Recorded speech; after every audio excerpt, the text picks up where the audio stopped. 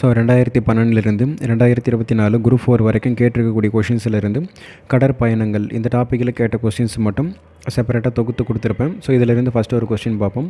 நீகான் என்ற சொல்லின் பொருள் கேட்டிருக்காங்க. நீகான்னா நாவாய் ஓட்டுபவன் என்று பொருள்படும். நீகான்னா நாவாய் ஓட்டுபவன் என்று பொருள்படும். ஸோ அதுக்கடுத்து தான் நீர்மட்ட வைப்பிற்கு பயன்படுத்தப்பட்ட மரங்கள் எதுனா நாவல் மரங்கள். நாவல் மரங்கள் தான் நீர்மட்ட வைப்பிற்கு பயன்படுத்தியிருப்பாங்க. ஸோ அதுக்கடுத்து தான் முன்பக்கத்தை குதிரை போன்று வடிவமைப்பது எவ்வாறு அழைக்கப்படும்னா பரிமுகம் என்று அழைக்கப்படும். ஸோ அந்த கப்பலுடைய முன்பக்கத்தை வந்து குதிரை போன்று வடிவமைப்பது எவ்வாறு அழைக்கப்படும்னா பரிமுகம் என்று அழைக்கப்படும். ஸோ பரினா குதிரை, ஸோ அப்போ அது பரிமுகம் தான் வரும். ஸோ அதுக்கடுத்து கப்பல் கட்டும் கலைஞர்களை மணிமேகலை எவ்வாறு அழைக்கிறதுனா கம்மியர் என்று குறிப்பிடுகிறது. கப்பல் கட்டும் கலைஞர்களை மணிமேகலை எவ்வாறு அழைக்கிறதுனா கம்மியர் என்று குறிப்பிடுகிறது. ஸோ அடுத்ததான் கிபி 2ஆம் நூற்றாண்டில் தலாமி என்பவரால் மல்லியர்பா எனும் துறைமுகமாக சுட்டப்பட்ட பகுதி எதுனா மயிலாப்பூர் ஆகும். கிபி 2ஆம் நூற்றாண்டில் தலாமி என்பவரால் மல்லியர்பா எனும் துறைமுக நகரமாக சுட்டப்பட்ட பகுதி எதுனா மயிலாப்பூர். ஸோ இந்த மயிலாப்பூர் தான் மல்லியர்பா என்று தலாமியால் வந்து குறிப்பிடப்பட்டிருக்கும். ஸோ அதுக்கடுத்து தான் கப்பல் செலுத்துபவரை இப்பெயராலும் அழைப்பர். ஸோ மீகான் நீகான்னா கப்பல் செலுத்துபவர் என்று பொருள்படும். மீகான் நீகான்னா கப்பல் செலுத்துபவர்கள். ஸோ அதுக்கடுத்து தான் தொல்காப்பியம் கடற்பயணத்தை டேஷ் வழக்கம் என்று கூறுகிறதுனா முன்னீர் வழக்கம் என்று குறிப்பிடுகிறது. தொல்காப்பியம் கடற்பயணத்தை முன்னீர் வழக்கம் என்று குறிப்பிடுகிறது. ஸோ அதுக்கடுத்து தான் கடற்கலன்கள் எவை என கண்டிருக்க. ஸோ கடற்கலன்கள் வந்து பார்த்தோம்னா ஸோ கப்பலுக்கான பெயர் தான் நாவாய் வங்கம் தோணி. ஸோ நாவாய் வங்கம் தோணி இதெல்லாமே இது கப்பல்களை குறிக்கக்கூடியது. ஸோ மீதி இருக்கக்கூடிய ஆப்ஷன்ஸ் எல்லாம் பார்த்தீங்கன்னா ஃபஸ்ட்டு ஒன்றில் வலைன்னு கொடுத்துருக்காங்க, அது பொருந்தாதது. ஸோ கடல் உயிருமே வராது. இங்கே பார்த்தோம்னா வந்து ஆஞ்சான் கயிறு, ஸோ இதெல்லாம் கொடுத்துருக்காங்க. இங்கே கப்பல் வந்து பார்த்தோன்னா வரக்கூடியதுன்னு பார்த்தோம்னா நாவாய் வங்கம் தோணி, இது 3 மட்டும்தான் வரும். ஸோ அதுக்கடுத்து தான் தொல்காப்பியம் கடற்பயணத்தை எவ்வாறு குறிப்பிடுகிறதுனா முன்னீர் வழக்கம் என்று குறிப்பிடுகிறது. தொல்காப்பியம் கடற்பயணத்தை எதுவாக குறிப்பிடுகிறதுனா முன்னீர் வழக்கம் என்று குறிப்பிடுகிறது.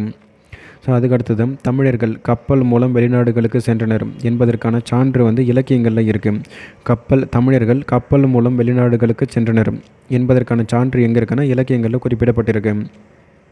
ஸோ அதுக்கடுத்து தான் பழங்காலம் முதல் தமிழர்கள் எந்த கலையில் சிறந்திருந்தனர் கப்பல் கட்டும் கலையில் சிறந்திருந்தனர். பழங்காலம் முதல் தமிழர்கள் எந்த கலையில் சிறந்திருந்தனர் கப்பல் கட்டும் கலையில் சிறந்திருந்தனர். ஸோ அதுக்கடுத்து தான் மரக்கலத்திற்கு தமிழில் வழங்கும் பெயர்களில் ஒன்றியதுனா திமிழ் ஆகும். மரக்கலத்திற்கு தமிழில் வழங்கப்படும் பெயர்களில் ஒன்றியதுனா திமிழ். ஸோ மீதி இருக்கக்கூடியது வாரணம், புணரி, பறவை இதெல்லாமே வந்து கடலில் குறிப்பிடும். ஸோ கப்பலுக்கு வந்து பார்த்தோம்னா இங்கே திமிழ் அது மட்டும்தான் வரும். ஸோ அதுக்கடுத்து தான் பண்டைய காலத்து துறைமுக நகரங்கள் பற்றி கூறும் நூல் எதுனா பட்டினப்பாலையாகும். பண்டைய காலத்து துறைமுக நகரங்கள் பற்றி குறிப்பிடும் நூல் எதுனா பட்டினப்பாலை. ஸோ அதுக்கடுத்து தான் முன்னீர் வழக்கம் மகடு ஓடில்லை என்று கூறும் நூல் எதுனா தொல்காப்பியமாகும். முன்னீர் வழக்கம் மகடு ஓடில்லை என்று குறிப்பிடும் நூல் எதுனா தொல்காப்பியம். ஸோ அதுக்கடுத்து தான் பாண்டியர்களின் கப்பற்படை தளம் எதுனா கொற்கையாகும். ஸோ இந்த தொண்டி, முசிறி, ஸோ இதெல்லாம் பார்த்தோம்னா சேரர்களுடைய துறைமுகமாக இருக்கும். இதில் பாண்டியர்களின் கப்பற்படை தளம் எதுனா கொற்கை மட்டும்தான் இருக்கும்.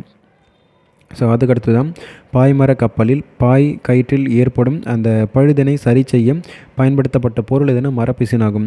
பாய்மர கப்பலில் பாய் அதுக்கப்புறம் அந்த கயிறு இதில் ஏற்படக்கூடிய பழுதினை சரி செய்ய பயன்படுத்தப்பட்ட பொருள் எதுனா மரப்பிசினாகும். இதை வச்சு தான் அதை சரி பண்ணியிருப்பாங்க. ஸோ அதுக்கடுத்து தான் கப்பலை உரிய திசையில் செலுத்த பயன்படும் கருவி எதுனா சுக்கான் ஆகும். கப்பலை உரிய திசையில் செலுத்த பயன்படும் கருவி எதுனா சுக்கான். ஸோ அதுக்கடுத்து தான் பருமல் எனப்படுவது எதுனா குறுக்கு மரமாகும். பருமல்னால் குறுக்கு மரம். ஸோ அதுக்கடுத்து தான் கப்பலின் முதன்மை உறுப்பு எதுனா எறாவாகும். கப்பலின் முதன்மை உறுப்பு எதுனா எறா.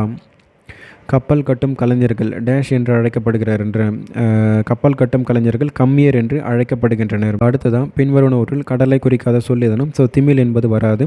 ஸோ திமிழ் என்பது மரக்கலத்தை குறிப்பிடும். ஆர்காலி, முன்னீர், பவ்வம், ஸோ இது எல்லாமே கடலை குறிப்பிடும். கடலை குறிப்பிடக்கூடிய பெயர்கள் பார்த்தோம்னா ஆர்காலி, முன்னீர், பவ்வம் என்பது வரும். திமிழ் என்பது வராது. ஸோ அதுக்கடுத்து தான் மரக்கலத்தை குறிக்கும் 4 சொற்கள் வந்து தேர்ந்தெடுன்னு சொல்லி கேட்டிருக்காங்க. ஸோ களம், வங்கம், புனை, அம்பி இது எல்லாமே வந்து கப்பலை குறிக்கக்கூடிய பொருளாக தான் இருக்கும். ஸோ மீதி பார்த்தோம்னா இந்த மிதவை, புணரினா வந்து கடலை குறிப்பிடும். பறவைனாலுமே கடலுக்கு வந்துடும். ஸோ அதுக்கடுத்து தான் இங்கே ஆழினாலுமே கடலுக்கு வந்துடும். ஸோ இதில் ஆப்ஷன்ஸில் பார்த்தோம்னா சி மட்டும்தான் கரெக்டு. மரக்கலத்தை குறிக்கும் 4 சொற்கள் எதுனா களம், வங்கம், புனை, அம்பி என்பது வரும். ஸோ அதுக்கடுத்து தான் வாரணம், பவ்வம், பறவை, புணரி, ஸோ இது எல்லாமே கடலை குறிக்கக்கூடிய பெயர்கள் ஆகும். வாரணம், பவ்வம், பறவை, புணரினா கடலை குறிக்கக்கூடிய பெயர்கள் ஆகும். ஸோ அதுக்கு அடுத்ததாக முன்னீர் வழக்கம் மகடு ஓடில்லை என கூறியவர் யாருன்னா தொல்காப்பியர் ஆவார். முன்னீர் வழக்கம் மகடு ஓடில்லை என கூறியவர் யாருன்னா தொல்காப்பியர். ஸோ அதுக்கு அடுத்து தான் கடலை குறிக்காத சொல் எதுனா புனை என்பது வராது. ஸோ புனைனா மரக்கலத்திற்கு வரும். பவ்வம், புணரி, பறவை, ஸோ இதெல்லாம் பார்த்தோம்னா கடலை குறிப்பிடக்கூடிய சொற்களாக இருக்கும்.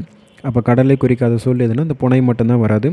ஸோ அவ்வளோதான். அந்த இதிலிருந்து கேட்டிருக்கக்கூடிய கொஷின்ஸ் எல்லாமே பார்த்துட்டோம். ஸோ அடுத்த ஒரு டாப்பிக்கில் பார்ப்போம்.